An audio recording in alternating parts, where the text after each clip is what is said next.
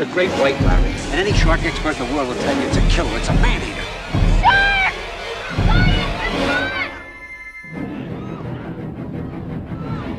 Shark! Magazine attack. Come on.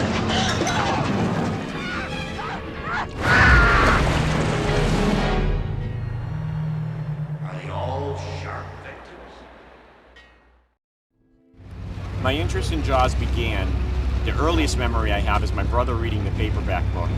The Castell art on the cover of the paperback mesmerized me, which I think only fueled my interest in the movie years later when it came out. I didn't see it on its initial release though. I saw it on its re-release right before Jaws 2 came out. So I had the privilege of seeing Jaws and Jaws 2, I believe, within the same year for the first time. And from there it snowballed into passion.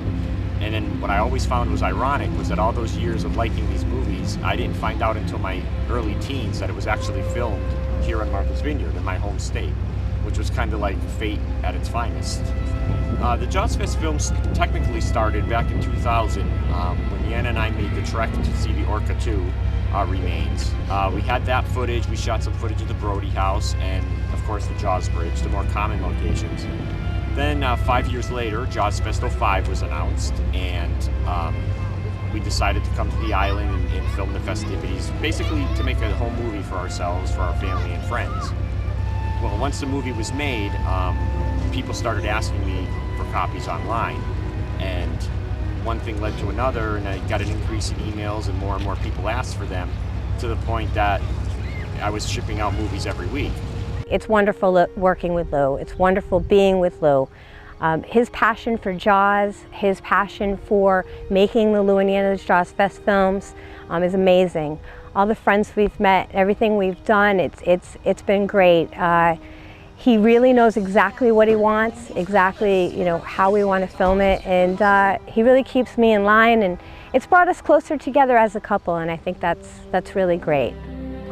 The first time I met Lou was actually online.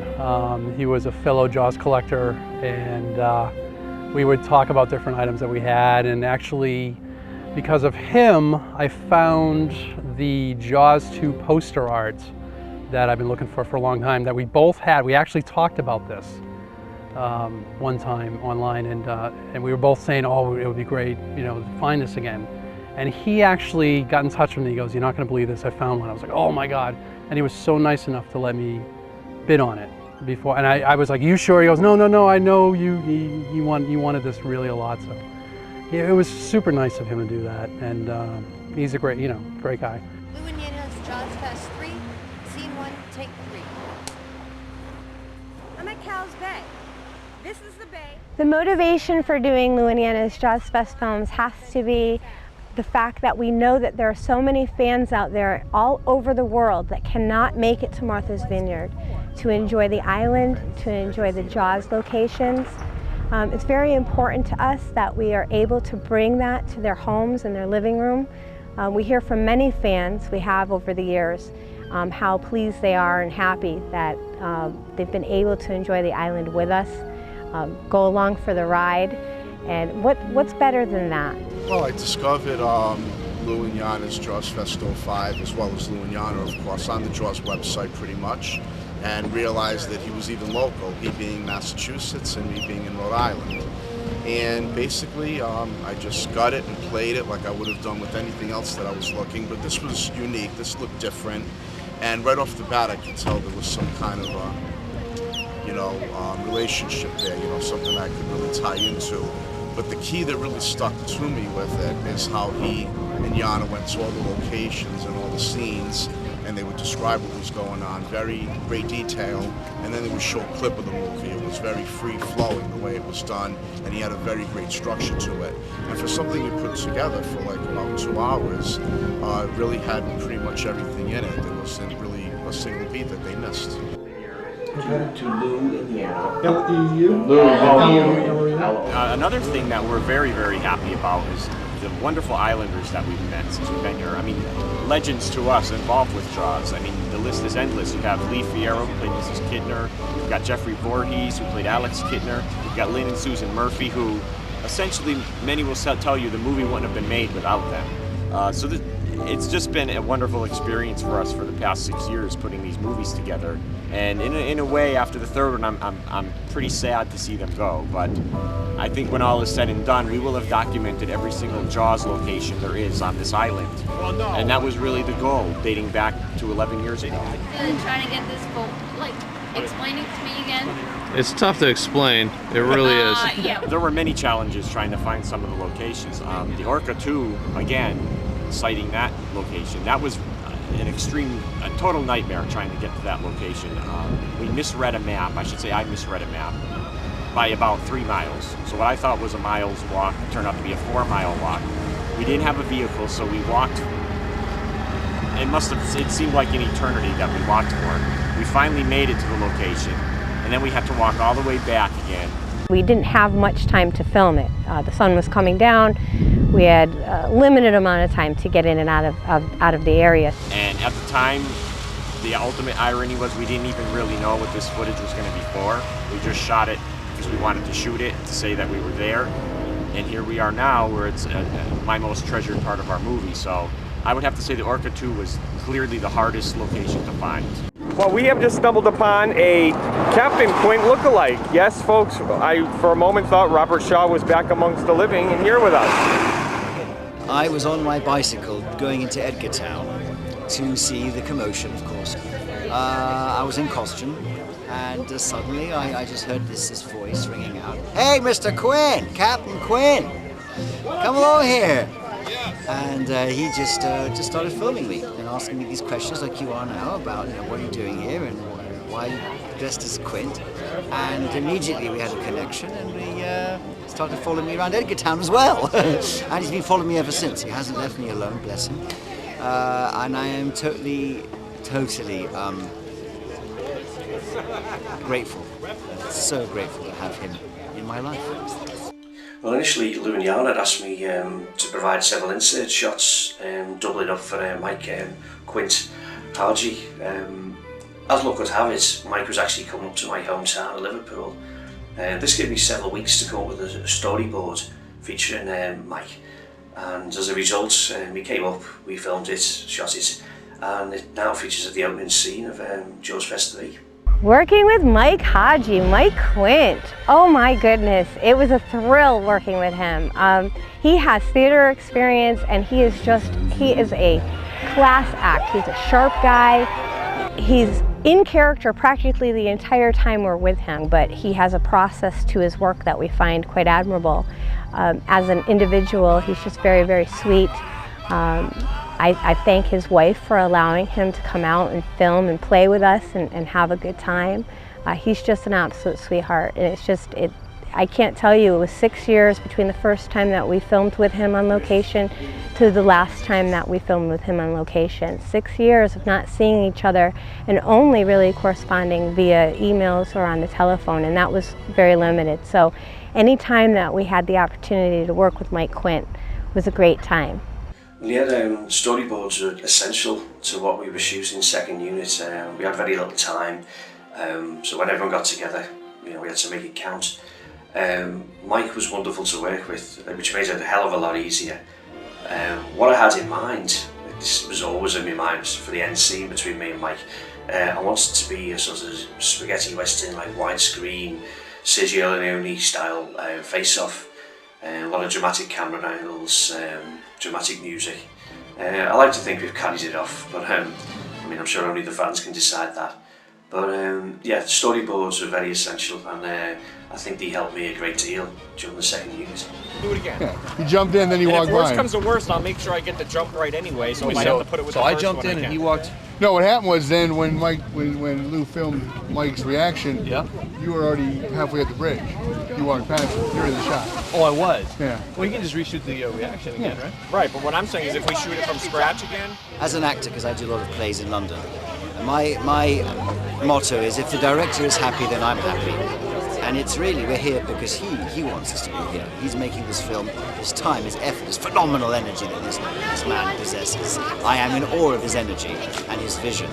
And he's indefatigable, he's fantastic. And I just want to make him happy. And so that's the challenge. It's just to say, Lou, I'm here, I'm at your service, and thank you for making me carry on my dream of impersonating Quint. Right across the street, that's the little church that's behind Brody's window. That's slant. That was Brody's window right there. Being the tour guide for Lou and Yana's JawsFest films have been really a lot of fun. Just it's so great. Every year that we would go back, it would be more people joining us, more Jaws fans, and more and more.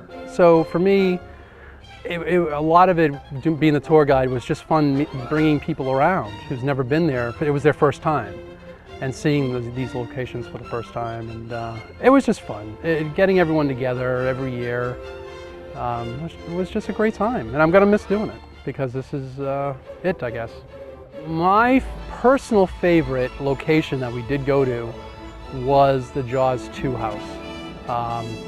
For years, as I mentioned on part 3, that and a number of us fans thought the Jaws 2 house, the Brody house in Jaws 2, was in Florida, like a lot of the locations were shot in Florida.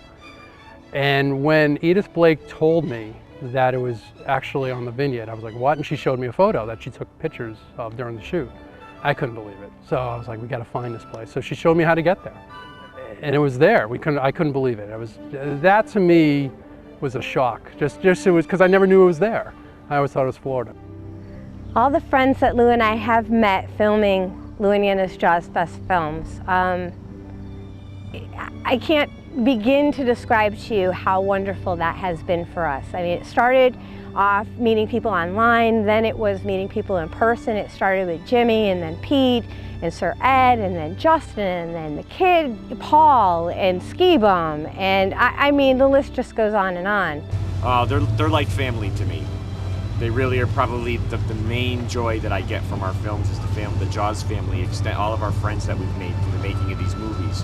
After so many excursions together on Amity Island, it's like we all, like a rock band, we all lived in and out of each other's pockets here on the island, going from one Jaws location, shooting scenes, going to another Jaws location, shooting scenes, and it's become a tradition with us. It's made us all grow closer, and it's made us become a family, really. Not only do we have more people to work with, but we've made new friends.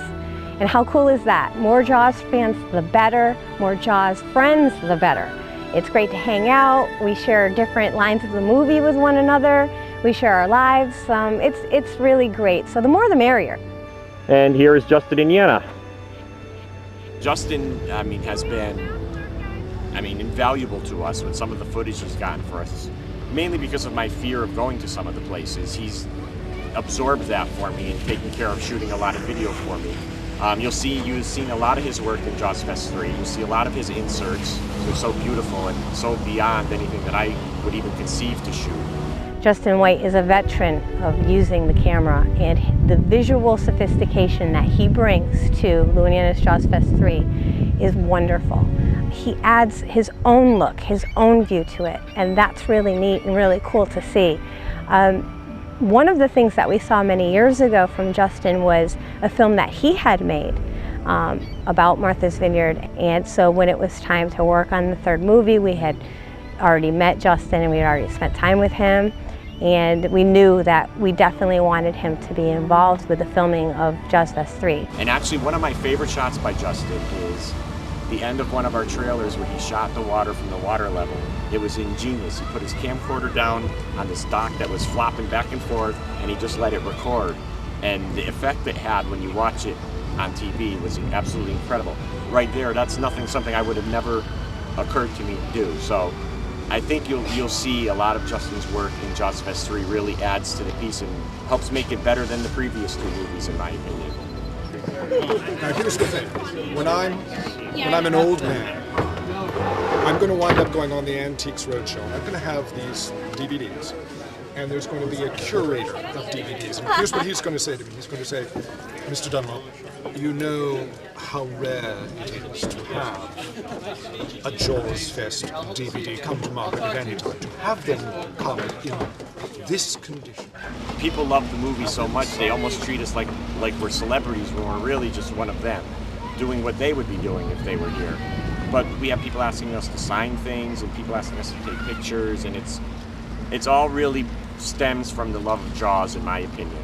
and you tend to have respect for people who have the same interests and passions that you have, and I think that's really where all of that comes from. But it's the most amazing thing. It's, you know, we just made these movies for fun, and these people, they just embrace them so much and say such beautiful things about them that we can't help but be proud.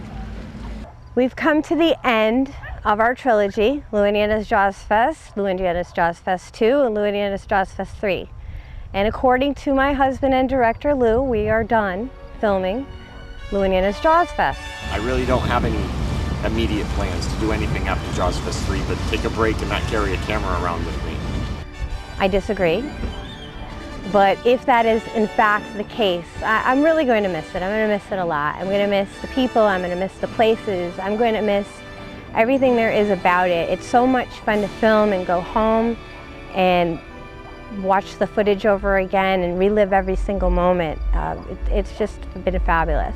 What these discs provide, as well as just seeing the locations where the movie was shot, is that you get to meet cast and crew, islanders. I mean, you could say the discs, you know, provide the ultimate Jaws digital travel guide for fans, you know.